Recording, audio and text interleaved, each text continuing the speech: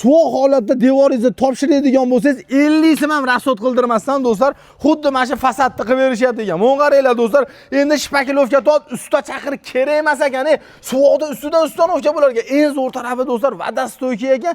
Nimaga desangiz do'stlar, buni bemalol yuvaverar ekan. Xohlasangiz cho'tkalab, xohlasangiz shlankalab, xohlasangiz chartilab. Do'stlar qaranglar, bu zakinamni olmas ekan, sho'rni olmas ekan. So'kinlarni ham do'stlar xuddi mana shu mahsulot, ya'ni do'stlar, mramor toshda maydalangani gipki kamendan qilib berishyapti ekan. O'sha 250 kvadratdan sal oshiq joyga do'stlar 90 ming so'mdan hamma xarajati ichida bo'lar ekan, ustani bo'ynida bo'lar ekan. Siz boshqa pul bermas ekansiz. Qaranglar, usta haqqisi, xom ashyosi olib kelishi, ustanovka qilib berishi hamma yo'g'i ichida bo'lib turib, O'zbekiston bo'ylab bo'lar ekan. Tekis devor bo'ladigan bo'lsa, agar mobodo eski vadimutsal uylarga qanaqa bo'ladi desangiz, bemalol do'stlar ko'chgan joyini ko'chirib, kafenikilikda tekislab turib, xuddi mana shu fasadni do'stlar u devorga ham qilsa bo'ladi.